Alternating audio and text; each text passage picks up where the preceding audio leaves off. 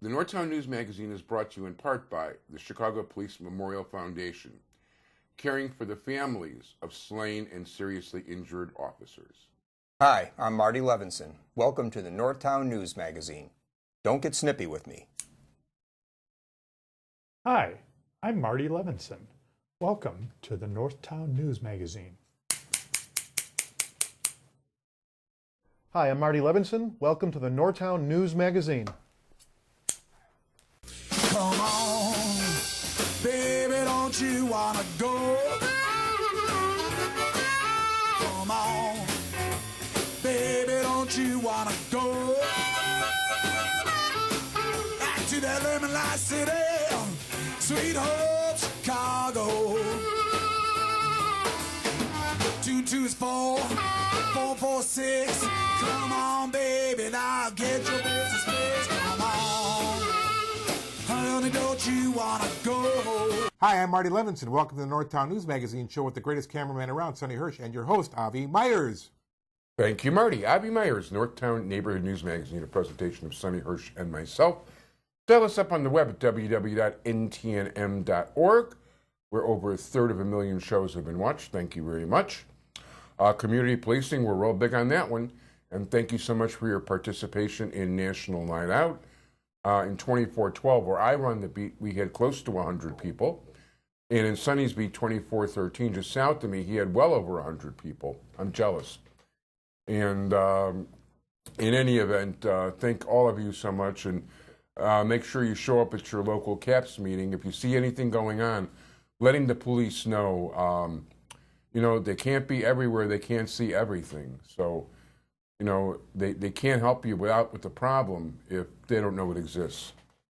And speaking of the police, it is a pleasure to have a former superintendent of the Chicago Police Department, and to this day, still my favorite superintendent of my lifetime. And I go back before Orlando Wilson in terms of superintendents, and that is Phil Cline. How are you? Avi, thank you.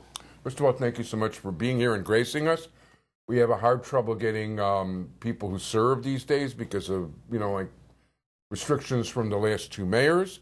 Mark Buslick, hi, he's the one guy who's active, who will show, which is nice. People from News Affairs have even tried to put me on the list for guests and things, and they get turned down above. And I've always been a big fan of the police department. I know you're one of our big supporters. And you guys deserve it, absolutely. I mean, you get. It's a very unappreciated job. People have no idea how rough it is, and I've seen it from all different angles, although not from the other side of the bars. But I mean, I've been a police reporter. I had my first job reporting on the police when I was in junior college still, in the 19th district in Town Hall when I was before I was 21. And I've covered a number of police beats and all the rest of it. And it's people don't begin to realize the kind of stress you guys have. Yeah, it's a tough job, and you deal with the public, and the public always does not want you there. And that's unfortunate, and the police can't walk away. They can't turn their back on stuff. They got to address it. Yeah. It's funny, people talk about profiling. I was on the south side once in the middle of the night. I was up to no good, but nothing illegal. And I got pulled over. And you know what? I didn't blame him. What's a white guy doing at 83rd and the Dan Ryan, at night? I was visiting friends, actually, but whatever. Anyway, I was already a beat rep, so I started talking to him about the CAPS program. And everything was cool. That's another thing, too. When if people would approach the police with respect, and that's something you know a lot more about than I do, guys who are polite and reasonable with officers generally don't have problems when they're stopped, and people with attitudes. Right. I mean, it's mutual respect. Yeah. The police have to respect the citizen, but the citizen also has to respect the police. And I think you saw they just passed some legislation last week where kids getting their driver's license now are going to have to go through a course teaching them how to act when they're stopped by law enforcement. I did see that, and I think it's a really good thing. It's a great idea. Yeah, I mean, first of all, it's nice to have manners with just about anybody, and unfortunately, these days of the internet, manners are becoming a lost art in general. But, especially if somebody can arrest you, throw you in jail, not to mention the fact, just the appreciation that people should have, if the police disappeared off the streets, this society would be like completely lost. You'd have anarchy out there. Yeah. When I see some of these protests right now against the police department, I almost get the feeling that's, I know it's probably not true, but that like organized gangs are paying for paid demonstrators because it's good for them if the police slack off. Yeah, I mean, if you look, really ironic that the 5 police officers that were killed in Dallas were protecting a Black Lives Matter's march. I do know that. Yeah, so I mean, they were letting those people exercise their First Amendment and it cost them their lives. So the police are willing to put their lives on the line for strangers, but they deserve respect in return. No, absolutely, and it bothers me too that and this is me talking, not him. I'm not looking to get him into any trouble, even though he's retired. But when I see things like the unions and Preckwinkle hiring organizers to cause problems, and it just bothers me to no extent. I mean, if they hadn't paid these people to be there, there wouldn't have even been much of a demonstration in the first place. So, and it's funny because too, the local officers were telling me these are people that they knew and recognized there. You can pay people to protest just about anything for you. Sure. And these guys are pros and they make good money at it. But you know what? That's not the primary reason you came here. I know that there's a lot of big stuff coming up, and you've been very instrumental, if not the founder, I think, of the Chicago Police Memorial Foundation. Yeah, there was a lot of people got together at the beginning. We were the only city without a public memorial to police officers killed in line of duty, and we met with the Gold Star families back in 2004, and that started it. And here we are 12 years later, and we've given out $7.5 million to police families now. So we're very successful. And basically, it's unfortunate because the former president of the Gold Star Association actually lives almost around the corner from me. It's a block and change. And of course, other officers. Jim Mullen is another guy that I knew, and his wife Athena very much so. And you never know what's going to happen to people, and it's a dangerous job. Now, if somebody, God forbid, is killed in the line of duty, what do you guys do for them? We're out the next morning with a check for $60,000. Wow. And then we're going to sit down with them and see what the education needs are for their kids. Because if you could talk to any cop before he went on his last tour of duty and was killed in line of duty, he'd say to you, if you told him you're not coming home tomorrow, he'd say, take care of my family.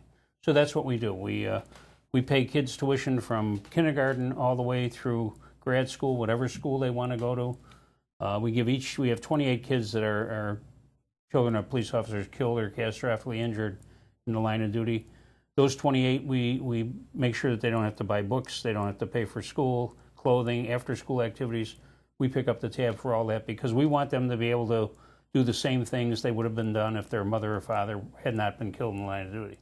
Well, I think that's terrific. It really is. And it is supporting somebody who really was there for the good of the city and the good of humanity. Not one of these cops was killed protecting their own property. They were protecting the property or the lives of other people. So it's a noble profession, and we just have to get through this era right now where there's no respect for the police at all. And it's so orchestrated and phony too. Yes, it is. And as a matter of fact, I'd like to throw David Axelrod under the bus, and I hope somebody does pretty soon, but that's another story. Can't stand the guy. No, it's just not right. What's going on? That's one of the reasons you should actually go to a CAPS meeting, because if you actually got to know these guys, when CAPS first started, I remember how things used to be. I got my first press credentials a little bit after the Democratic Convention, a few years later, and if I put my press pass thing in the windshield of my car at that time, I was guaranteed getting a ticket, whether I was legal or not. And, but through community policing, you get to know the officers, and the officers get to know the people. It became a closer knit arrangement. It's like The police would say hi to you if they were patrolling. And not just me, but the other people that were at the meetings too. They get to know people, and people get to know the police. And it was a big breakthrough because everybody used to be afraid of everybody more than they are now. And there's strength in numbers. I mean, if somebody sees something that happened in the neighborhood and they report it, they feel more comfortable if people go to court. And I heard your last guest talking about the court advocacy program, and that's so important so that the victims and witnesses don't feel alone, that they feel the community's with me. And then the bad guy sees that too, and he knows that I'm not going to be able to intimidate this witness. Yeah, by the way, we're talking about Alderman Brian Hopkins, who's actually on, even though we filmed him chronologically before you, he's on next week's show. Oh, no, he was on the week before you. I'm sorry. Okay. I get confused sometimes, which is pretty easy. But, and by the way, in the 24th District, Sonny Hirsch is in charge of Court Watch over here. Thank you, Sonny. So, chairs all the meetings. And, there's a lot of times that if people don't show up in court, the guy's just going to get let off. And that's the worst thing. If you catch them, that's so frustrating for the police. The police catch them, they have the evidence, they go to court, and a witness or the victim doesn't show up, and the guy walks out the door. That's very frustrating to the police. No question. And even when it's not a criminal case, the fact of the matter is, we had one landlord in particular who was the home of drug dealers, all sorts of bad stuff going on, wasn't screening tenants, anything like that. When Court Watch people came out and started showing the state's attorney that the neighbors were very upset, it became a more serious case with more serious fines. And as a matter of fact, they made the owner of anybody who owned even 1% of that corporation, and they were all a bunch of doctors from the north suburbs. They were hauled. They had to be in court all the time, which meant that they were losing a fortune. I know when we did our street corner conspiracies, we'd take down a gang that was operating on a street corner that was intimidating that whole block. And our strategy then was to get neighbors from another district and have them come in. And the first time we did that, judge asked the state attorney, who are those people back there? And they said, they're from court advocacy. Well, that changed that judge's whole attitude. He set up a little bit straighter and made sure he dealt with these people, and he knew that there was people watching him. It's accountability. Which is a very good thing, because Yes, some of these guys get pretty lax. Yeah. That's for sure. So there's a big event coming up soon for the Chicago Police Memorial Foundation. Yeah, we have our annual candlelight vigil, and it's open to the public. It's going to be at the Gold Star Families Memorial and Park, which is right east of Soldiers Field, between Soldiers Field and Burnham Harbor. And it starts at 7:30 and on that evening, and it makes sure that we let the families know that have lost someone in the line of duty that we haven't forgot them. All 575 names of police officers whose names are on that wall will be read. And as a matter of fact, I'm one of the readers this year. It's been hard because it bumps with Jewish holidays sometimes. It's never really on the Jewish holiday, but the night before it's rough for me to, I got to do my own housekeeping and cooking. So, but this year, and I want to thank Art Hannes for his work in the situation, and also Ed McElroy, who's been involved, and also John Gordon. Yeah, John's a stalwart in our organization here and does a great job. Him and Dawn Dolan and Michelle Perez, who's a widow of a police officer killed in line of duty. That's our complete staff, and they just do a wonderful job. No, that's terrific, and I want to, I haven't met two of them, but, like everybody I have met is really a top-notch individual, and, this is helping people who help people who need help now, and it's just an extremely important thing to do. And $7.5 million over the past 12 years, and $60,000 automatically to a family, and the education taken care of a slain officer. This is a very worthwhile venture, extremely worthwhile. And 12 years. So it's east of Soldiers Field, where Right. it is. Is there like an official address or anything? Well, or? if you get off Lakeshore Drive at 18th Street, it's right there. Yeah. And this is going to be on Tuesday, September 13th. And there's parking there. You'll be directed to parking, like I said, and it starts at 7:30, and you're out of there by 9 o'clock. And I guarantee you, you go there, you feel good about what you did, and it certainly shows support for the police too. Yeah, no, I'll definitely be there. And although I have to figure, I don't have a car. I mean, long story, but I need the exercise, and I lost about 40 pounds walking. So, Good for you. yeah, it helps. You have no idea how much I curse the fact that I don't have a car. I used to drive 1 block to the corner Quick Market, and that's how much I used to hate walking. But given wanting to stay in good health, it helps a lot. Now, also, there's another project you're working on, and that is Bulletproof vests for police officers. Right. 2 years ago, we launched it at the Candlelight Vigil. What our goal was is there was 8,000 police officers who had outdated vests that they were wearing. So we wanted to get each of those officers a new vest so that they had the latest in protection, and we wanted to protect those who protect us. So we started a fundraiser, and we've raised over $1 million.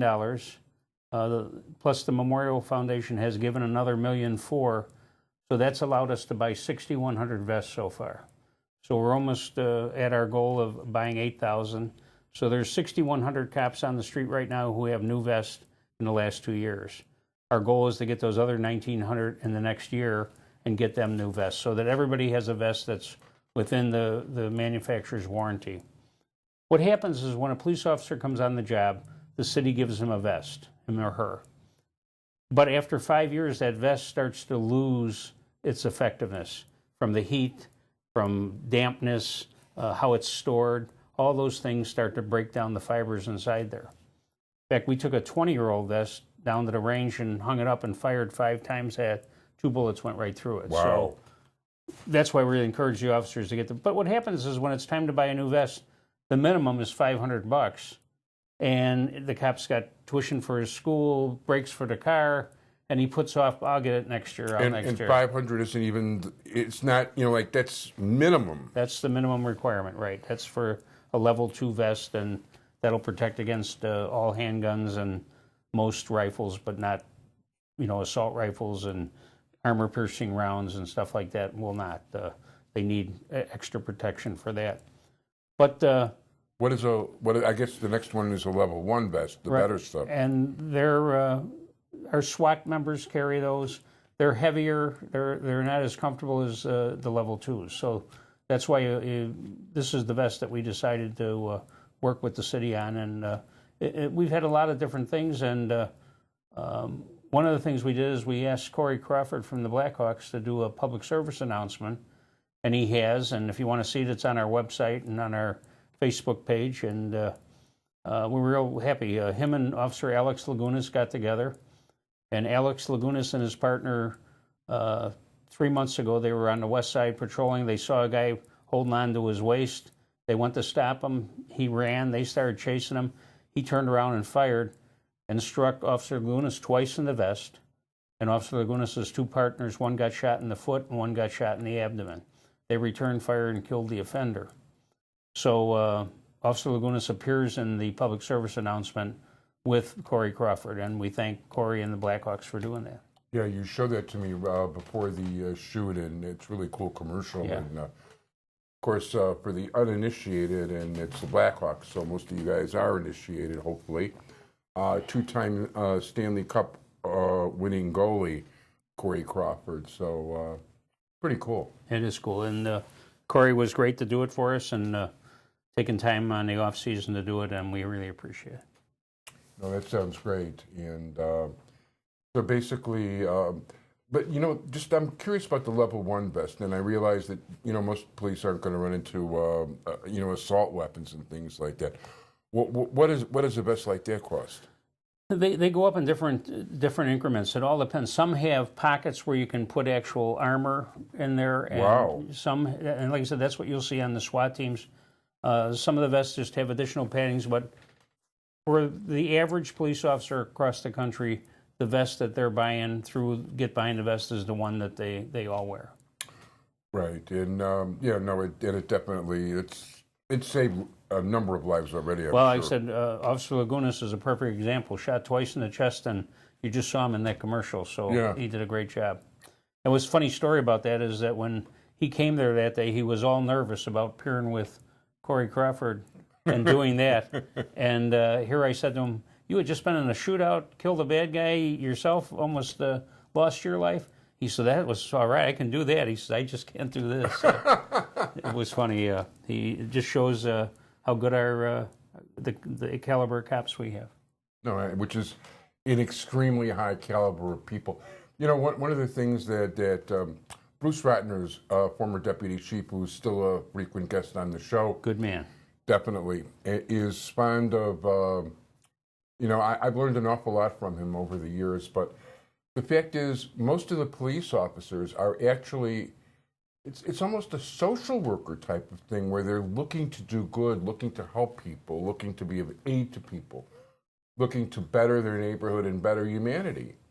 And, you know, all these things that get ascribed to them, I mean, it's such down low, dirty politics. And, you know, it's really disgusting what you know, well, you should know that politicians will sink to the lowest possible depth in the world to achieve what they really want to do in life, which is, you know, be in public office and get further along.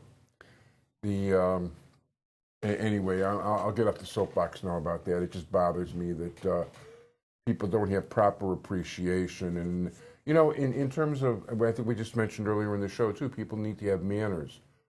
You know, if they run into a police officer, you should have respect for any human being and be nice to them, and until proven otherwise. You know, people with chips on their shoulder tend to make trouble for themselves.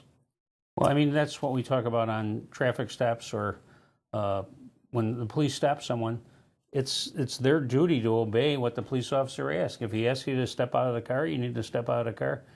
He doesn't know what he's dealing with there. He doesn't know if you just left murdering somebody or committing a very violent crime. So that police officer is going to treat you the way that, based on the information he or she has, you got to obey that. If you want to argue about this, argue it in court, not on the street.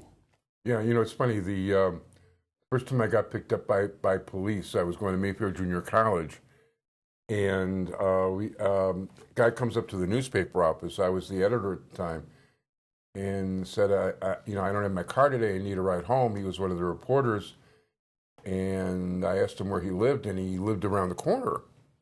So I offered him a ride. We get about a block and a half from the college, and not one, not two, but 6 police cars surround us and stop us. You know, get out of the car, put your hands on the hood. Well, officer, quiet, you know, whatever. Anyway, I wish some of my dates would have frisked me as good as he did. But, you know, they frisked us over. They didn't want us talking or anything, which is okay because they don't know who we are. And they put us in the car. And then they say, a tall guy in a blue, you know, winter coat, which I was wearing, and a short, fat guy in a green winter coat, which the other guy was wearing, driving a late model green car, which I was driving, had robbed the cleaner on Lawrence and Elston. Which is right in that neighborhood, yeah. Yeah, so, and it happened just about 15 minutes prior. So they took us over there, and at least I understood what was going on. Right. And they put us in front of they have the lady come out. They asked her, "Are these the guys that robbed you?" She looks at us, and she starts going, "No." Wow. That was scary for you. That was scary, but you know what? It's like, I completely, yeah, even though it was scary, you know, I didn't hold any resentment against the officers. No, they were doing their job. I mean, if I really had been guilty, I'd want them to stop me. You know, you don't want people like that on the street who are busy, you know, robbing cleaners and things like that. And you fit the description, your car fit the description. So it's they're duty bound to check that out, and they did. And what you told me, they told me exactly right. Brought you back to the scene, let the victim look at you, Victim said no, you were on your way. And by the way, this guy was virtually a total stranger, and we're still friends to this day, one of my best friends, and we even talked earlier this morning. It's something you'll both remember. So yeah, that's our no, it's true. Every time well, how'd you get to know this guy? He's so different and all that. And we tell the story. I can't tell you how many hundreds of times I've told that story over the years. Well, it's, like I said, the police handle that the way they should. And by letting you know, hey, this is the reason we're taking you back is because you match the description of someone who just committed a violent crime. You understand why 6 cars were there and why they asked you to come out and put your hands on the car.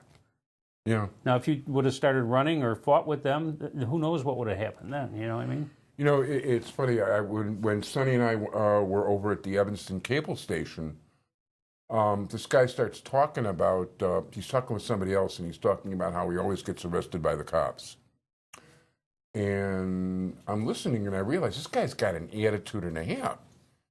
And like, he might get stopped for a simple traffic thing, but the way this guy was opening up his mouth, you could tell he was looking for trouble. And I said, you ever think about being respectful? Just being calm and, just answering a simple question or two and let the situation, just blow over? And he says, nah, I'm not like that. Like if somebody does something like that, I got to say something. I said, you're making your own problems. Yeah, it's mutual respect. That's what works. No, for sure. For sure. We got about 3 minutes. What haven't I touched on? Well, I think just to talk about what's going on in the country right now, I think it's important that the police and the community get together, and we need the community now more than ever, and the community needs the police more than ever. So I think where you talk about community policing and where it's working, other neighborhoods have to look at that, and they got to adapt that. No, I think that, that would be nice. And, and by the way, one thing I'll say, even though I'm definitely a fan of the Chicago Police Department, and, every time there's a new superintendent, things always change to a certain extent. And by the way, the cycle tends to completely revolve, and, this guy's got a better idea, the next guy's got a better idea, and you see this stuff repeat. Actually, at times I wish somebody would repeat exactly what you were doing. But, like having some continuity with beat officers is a wonderful thing. I know that McCarthy's policy was to change everybody every 2 years, no matter what. But, continuity is not just good for a person learning a specific job better. I mean, I do like our present commander, Roberto Nieves, but our previous commander, boy, he was so rough on the gangs, they were shaking in their boots. And he'd meet with them face to face and read them the riot act. And he was great. And he said he liked, like a lot of times he'd, like the cop he was with, for meeting with the gangs would play the bad guy, but he liked playing the badder guy. Bad cop. Yeah, and you know what? In a situation with gang guys, it really works. So, listen, every commander, I've never met a commander that isn't intelligent and has their strengths. Just, different people in life have different strengths. That's the way it works.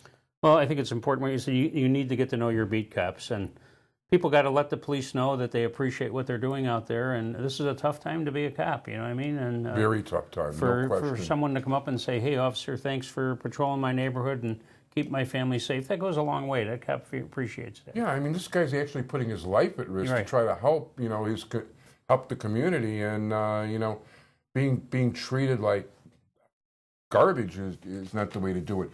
Chicago Police Memorial Foundation Candlelight Vigil, September 13th. You get off at 18th Street and Lakeshore Drive. It's just east of Soldier Field. 7:30 for the vigil. Will end by 9 o'clock. And also Police Fest. It's a terrific thing. Chicago Police Memorial Foundation takes care of the families of slain and crippled officers.